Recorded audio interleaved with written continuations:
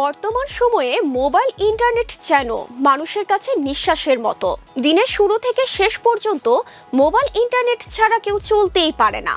তবে এই প্রযুক্তির উন্নয়নের যুগে এসেও অনেকেই বলতে শোনা যায় স্লো ইন্টারনেট। তিনটি উপায় জানলে আপনি সহজেই আপনার মোবাইলের ইন্টারনেট স্পিড বাড়িয়ে নিতে পারেন।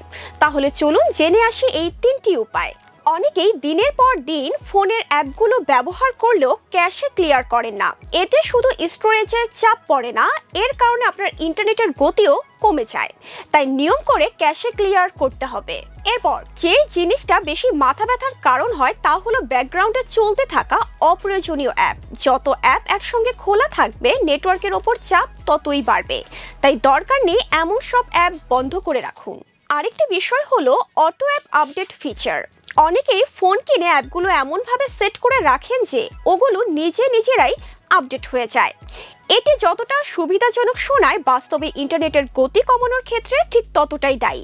কারণ ব্যাকগ্রাউন্ডে যখনই কোনো অ্যাপ আপডেট হতে থাকে তখন অন্য কাজ করার সময় গতি অটোমেটিক্যালি কমে যায়। তাই ম্যানুয়ালি আপডেট করাই বেশি বুদ্ধিমানের কাজ। সবশেষে ফোনের নেটওয়ার্ক সেটিংসে কিছু পরিবর্তন এনেও মিলতে পারে ভালো ফল। অনেক সময় অটো সিলেক্ট নেটওয়ার্ক অপশন বন্ধ করে ম্যানুয়ালি নিজের মোবাইল অপারেটর বেছে নিলে কানেকশন আরও স্থির হয় এবং ইন্টারনেটের গতিও বেড়ে যায়। সব মিলিয়ে বলা যায় আপনি একটু সচেতন হলে ঘরে বসে আপনার মোবাইলের ইন্টারনেট স্পিড বাড়িয়ে নিতে পারেন।